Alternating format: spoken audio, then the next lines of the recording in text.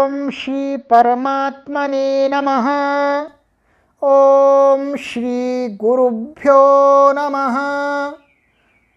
ओम श्री ऋषिभ्यो नमः।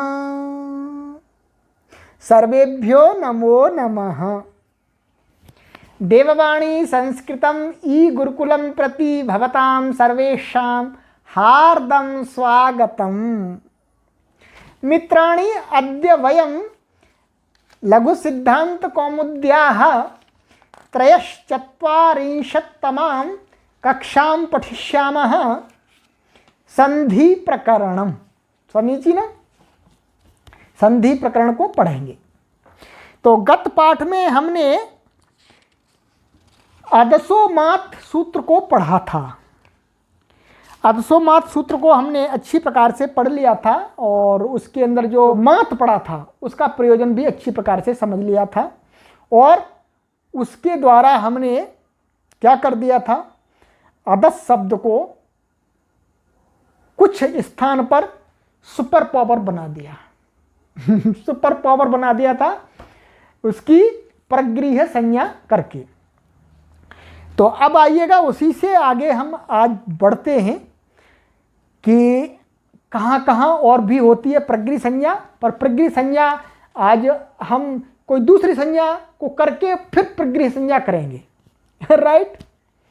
तो आज हमको वरदराज महाराज जी आचार्य पाणिनि जी की शरण में लेकर के चलते हैं और कहते हैं चलो जी आचार्य पाणिनि जी से पूछते हैं कि और किस किस प्रकार से जी प्रगृह संज्ञा का विधान है, हमको बताइएगा।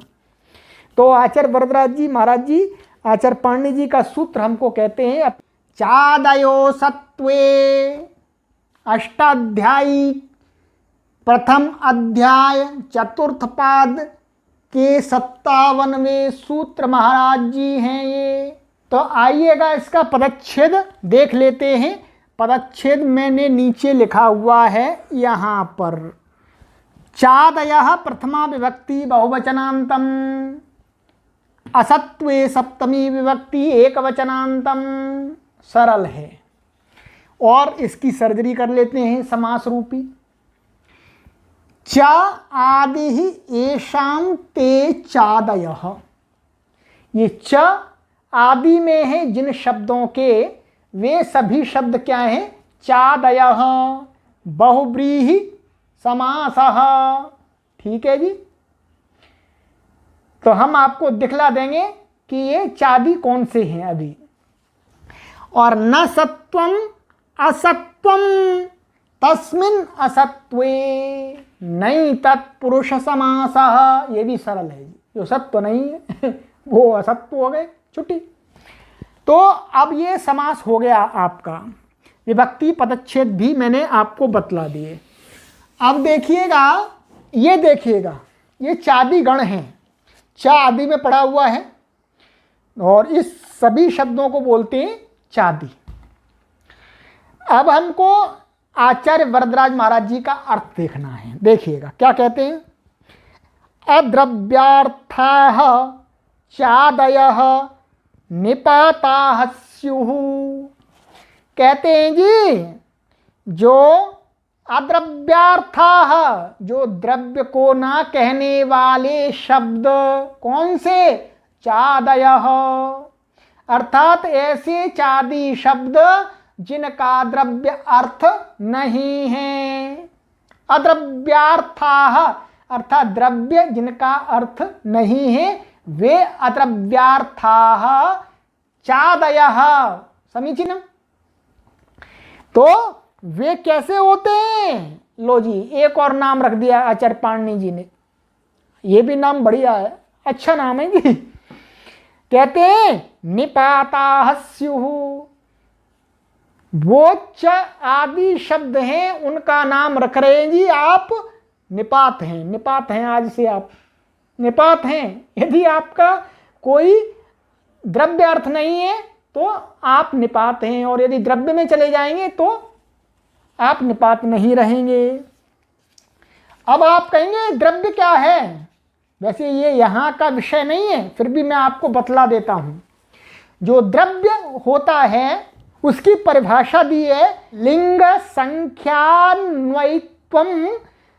द्रव्यत्वम, अर्थात ऐसे शब्द जिनमें लिंग होता है और जो संख्यात्व से युक्त होते हैं, एक वचन, द्विवचन, बहुवचन, इस प्रकार के ही शब्दों को द्रव्यवाची शब्द कहा जाता है। अब आपको समझ में आ गया जी?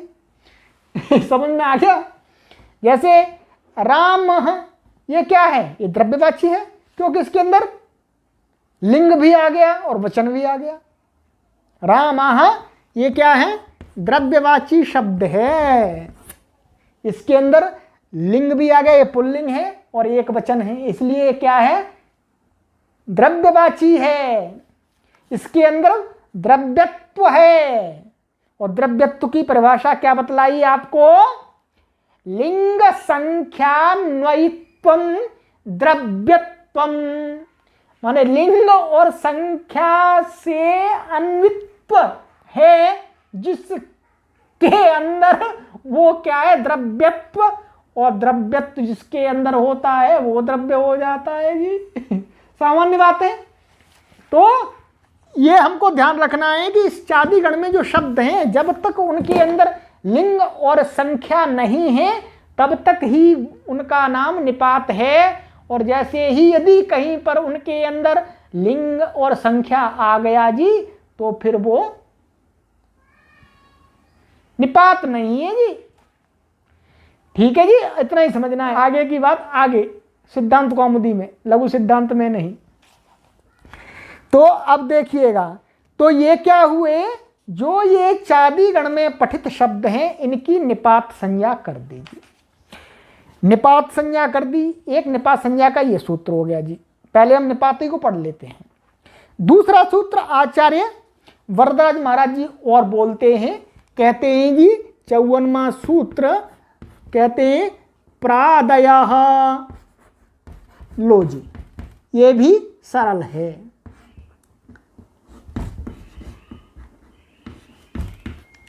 ये प्रादयः और ये अष्टाध्यायी में प्रथम अध्याय के चौथे पाद का 58, इसके नीचे ही सूत्र है, राइट। और ये प्रथमा विभक्ति बहुवचनांत है। इसमें भी बहुव्रीहि समास है, मैं आपको बतला देता हूं। प्र आदि एषां ते प्रादयः बहुव्रीहि समासः, माने प्र आदि में है जिनके, उनको बोलते हैं प्रादि। इसको भी मैं अभी आपको दिखला देता हूं कि प्रादि कौन से हैं। तो ये बहुव्रीहि समास हो गया, आपको समझ में आ गया, इसमें कोई कठिनाई नहीं है। तो हम इसको हटा देते हैं इतने को। अब आपको ये प्रादि गण दिखा देते हैं। ये देखिएगा, ये प्रादि शब्द हैं। प्रादि में जिनके, उनको प्रादि बोल रहे हैं। तो अब कहते हैं, इसका आचार्य वरदराज जी महाराज जी का अर्थ भी देख लीजिएगा जी। एतेपि तथा, एतेपि तथा, माने ये जो प्रादि हैं ये भी उसी प्रकार हैं। इसका अर्थ क्या हुआ?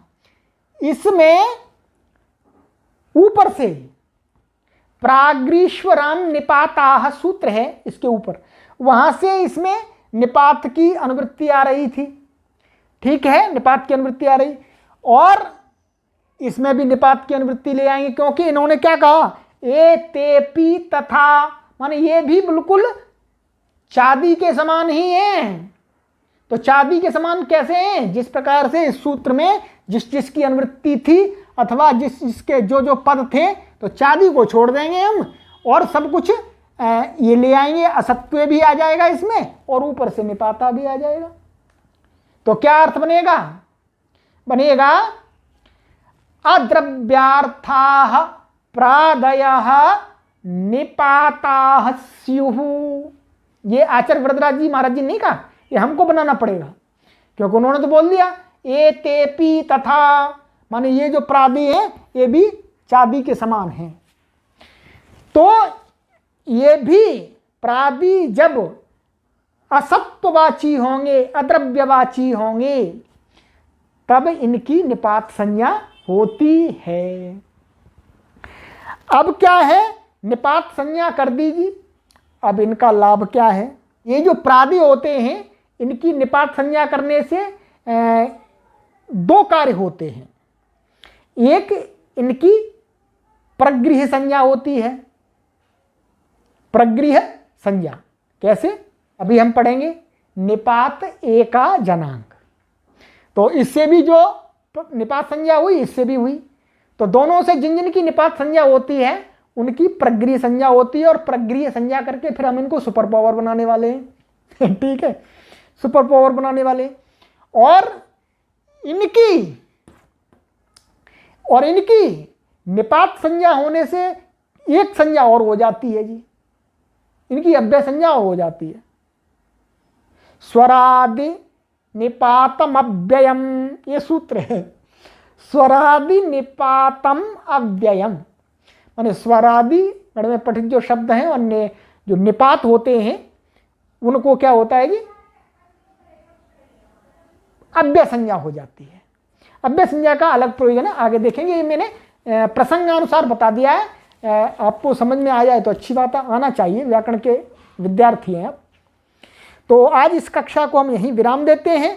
अब इस निपात संज्ञा की प्रगृह्य संज्ञा कहाँ होती है और उसका उपयोग कहाँ होता है वो आगे की कक्षा में देखेंगे।